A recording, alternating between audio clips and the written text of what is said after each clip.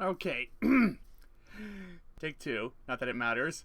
But welcome everybody to the Little Witch Academia vlog of the day, where I talk about episode 6 this time. And decidedly more low-key than the last couple episodes have been. Although judging by the thumbnails for what's coming up in the next couple, that's soon to change.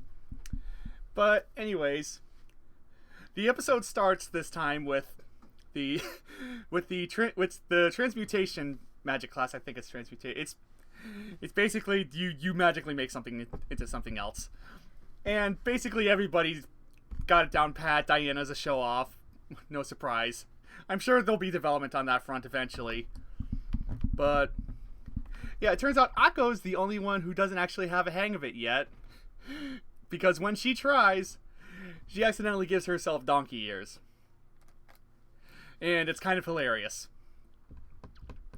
And then the MacGuffin plot bomb is dropped that there's going to be this event later on for these important people, a couple of whom are attractive younger men, and Akko's bummed that she can't go because, you know, she's being made to practice this stuff until she gets the darn hang of it. So cut to later. Party's in full swing, and it's kind of made super clear that the guests of honor, I'm guessing it's like a senator or member of parliament or someone and his sons. I mean, they're putting on all the right faces, but they're clearly not enjoying it at all, except for one of them, but we don't really see much of him.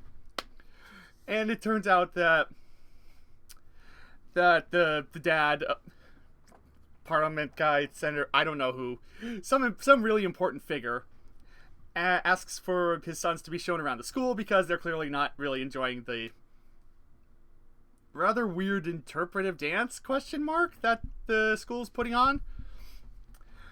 But which is when we cut back to Akko. Oh yeah, and one of the brothers, there are two of them, the blonde one who's actually having a fun time, and the darker haired one who isn't, for all intents and purposes, thinks magic is kind of frivolous, and is actually a childhood friend of Diana Cavendish, but that's literally not important in the slightest, at least at this point. But we cut to Akko, and she's basically trying, and instead of turning the rat that she's using for a test subject into a bunny rabbit, she instead gives herself bunny ears and a nose. And I'm not gonna lie, it's super adorable, and it's kind of reminding me of like the Goof Troop and like a Goofy movie and the little known Rock and Rule. Look it up, people, it's amazing. And just that kind of character design, and it's so, except this one's a rabbit and not a dog. And she gets the bright idea that maybe she has some hidden potential that just hasn't been realized yet, and she goes to this magical fountain of, I can't remember the heck what its name was. It's just the MacGuffin of the episode, let's be honest. And maybe that will unlock her hidden potential. Oh, hi, Guru, from Dragon Ball. So she's sneaking around, and the darker-haired brother, the one with the stick up his butt, manages to run into her. And yeah, Akko, bunny ears, they kind of stick out when you're trying to hide. Might want to take that into consideration. Okay. But yeah, they meet up, and he basically gets, well, first of all, she accidentally gives him the donkey ears and a tail when trying to prove a point to him. And then she basically drags him along to go to this fountain place to unlock her hidden potential, resisting the urge to burst out into Dragon Ball Z abridged quotes so hard right now. And they manage to get to the place where this fountain's said to be, but they manage to disturb the guard bear. So that ends up being a chase, and they run through the part of the school that's in. It's a abandoned part of the school. A very a la Harry Potter in the Sorcerer's Stone, like the scene with the troll and those guys, except there's only two of them and it's a bear this time. And eventually, some intervention happens by one of the other teachers, and Akko actually gets shown, like, Akko actually manages to find the fountain place, and when she tries to get her hidden potential unlocked, she's instead shown a vision of her idol, Shiny Chariot, basically going through the same thing she did, and realizing that, no, Virginia, hard work is where it's at. improve first, and then maybe you can come back and get this later. And like, once the vision ends and they're back in reality, the teacher, who's Miss Ursula, basically confirms that, and makes the dark-haired boy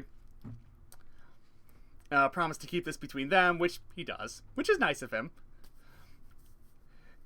And aside from a little scene with him, like his father imparting life knowledge on him as they drive away from the academy, that's about all the important stuff that happens in this episode. Also, Susie's character is kind of becoming sort of one note, and I'm kind of disappointed because she was hilarious in the movies, and I was hoping to like her more than I am going into this, but regardless, this was a solid episode. It's clearly meant to be some kind of filler, although we do actually see Akko try to use the wand again, the big wand she has. So that was something. Like, can we actually get some development on that? I know this is supposed to be an episodic show, but could we try to move the plot along a little bit? Honestly, that's like my only really big gripe so far, but everything else was solid and enjoyable. And they didn't... And aside from one point where it was literally the most anime thing I have ever seen in my entire life, when Akko was introducing herself to the boy, they didn't really devolve into any of the typical anime tropes that you would normally see in this kind of situation. So, again, kudos to them for that. Like, and it was a low-key episode. Not really much to say about this. Hopefully the next couple, if the thumbnails are any indication, will be much, much crazier, and I'll have more to talk about, so I will see you guys then.